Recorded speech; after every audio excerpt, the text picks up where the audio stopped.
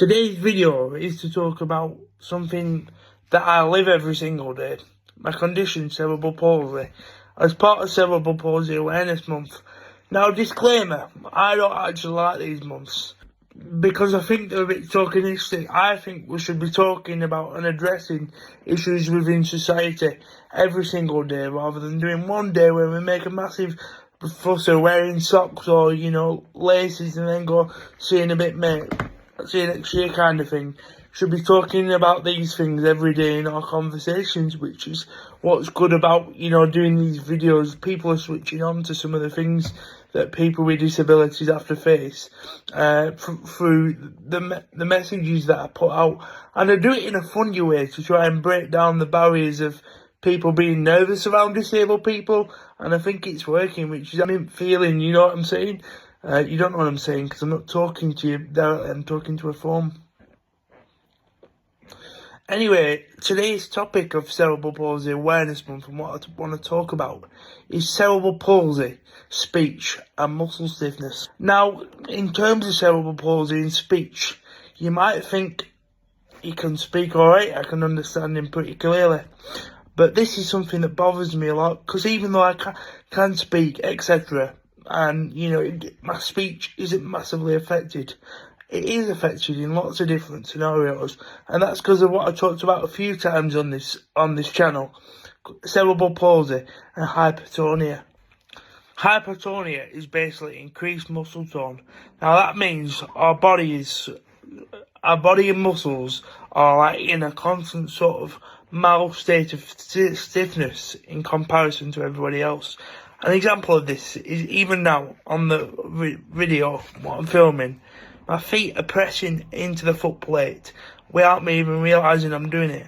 And in the past, in previous wheelchairs, my body has applied that much force through when I'm speaking and things like that, that it snapped off the foot plate, because without even knowing you're applying that much pressure. And it's also one of the reasons why on these videos you might see me frowning. It says low that now, and it's not doing it. Maybe I've had a bit of Botox in my sleep or something. This is the most annoying part of cerebral palsy for me, because it makes you appear anxious at times when you're even not.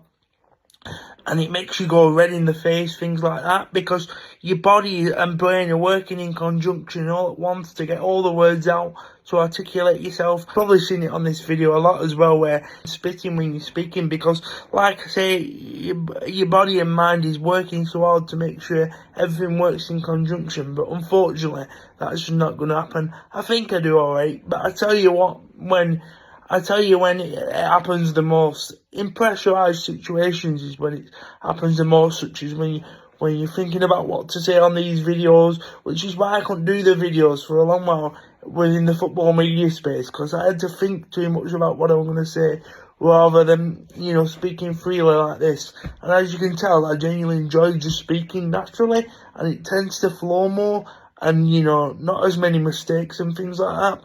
Or also, when you don't expect somebody coming, say for example, if somebody comes around the corner, and you're not knowing they're coming, in the first initial stanzas of the conversation, it's like, you know what I mean? Because again, like, your body's not expecting it, so it goes into like a brief state of shock. So a bit of advice for anyone, like, who may come across somebody with cerebral palsy who has hypertonia, is don't be alarmed if they appear nervous when you're speaking to them at first, or, you can't get a proper conversation, because in reality, they're working so hard to give you the best version of their self within the conversation. But unfortunately, the way things work often mean that in the initial stanzas of that can't be done. I'll tell you when else it's most annoying. Say, for example, you're in a loud music environment, or a restaurant, club, wherever, you're trying to chat a girl up. These environments, in the first place, are hard for anybody, because as you see on them memes, you get a lot of situations where people have to speak into one another's ear. But this is a person with hypertonia / cerebral palsy's worst nightmare, because it's already hard to keep your muscle tone on a controlled level, but you're having to work overly hard to speak into someone's ear, and in the end, they just end up nodding their head and going, yeah, and then nervously walking off. Oh dear. Imagine how much more of a player I'd be if this didn't happen. Wounded, mate. We'll get there. It's caused by pathway damage to the brain, it says here. On my Cleveland clinic, it says pathway damage to the brain. This can occur in many different scenarios.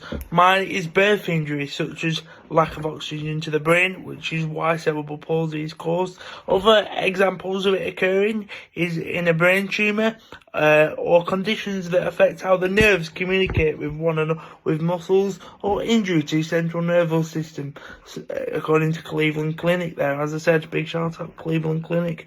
But so basically, it's the messages that your brain is sending to your muscles. It can also mean your joint movement and range of motion is limited, so you have to do things like physio, although I didn't help myself with that because I was very lazy when I was younger and just wanted to play football with lads on yard, so I hated physio time. I don't think it could have prevented what we have today though. Although one time in a picture, one of my biggest achievements when I was about 6, I stood up against a wall for about 10 seconds, unrivaled. The other version of this is hypertonia, where your muscles are extremely weak and floppy. So it's the opposite version. So basically, the long and short of it is I think it's all to do with the messages that your muscles get sent from your brain. I don't know if anyone out there with cerebral palsy or hypertonia can also relate to this, but I tell you what's really, really annoying. Whether you yourself have cerebral palsy or the family experiences this, I get a lot of it off my family where they go, "Breathe, Joe, breathe." And it's like breathing does not make a difference whatsoever. Yes, it might make a brief difference, but as soon as you breathe, it just happens again. So that sort of draws further attention to the situation and doesn't help. But again, I know they don't mean it and only trying to help. So to end this video about hypertonia, muscle stiffness and speech on Cerebral Palsy Awareness Month in March, I just want to say thank you so much to everyone that tuned into my videos, because I never thought that I'd ever be in a position to speak so freely and openly. Because previously, when I went to university and things like that, it was all about, you can't say this, you can't do that. And we live in a society where people are scared to share their true opinions and paint the true realities of their own situations for fear of being cancelled or whatever. And yes, I do care about what people think, but because of the situations that I've faced and what people have done to me in professional capacities and the barriers that disabled people face on a daily basis, I'm no longer scared to say what I truly think and feel, because I know that I continue to try my best, and I want to use this as a platform to show that disabled people are just like everybody, basically. And, I'm really proud of myself on a personal level. I could easily sit here and do nothing all day with my day, but I get up every single day and have a right go and try and, challenge these perceptions and make people realise that we are just like you. And what's mint is when people come up to us in different environments and go, "Oh, I watch your videos and I never truly thought about what you experience with this, that and the other." Even the postman one the other day, it's not something people consider. And it's funny, but, I do it in a funny way to, put people at ease, if that makes sense, because it makes me feel better making other people laugh and, putting people at ease and, shining lights on these things. Obviously, there is a balance to it, and there is times where you have to have serious conversations, but I think we all take our lives a bit too seriously in this world. And yeah, as a final sign-off message, I want to say a big shout out to anyone with a disability or long-term health condition out there that's trying to navigate their way through this very scary world. Big shout out to you. Just keep on going, keep on pushing, and you'll find your way.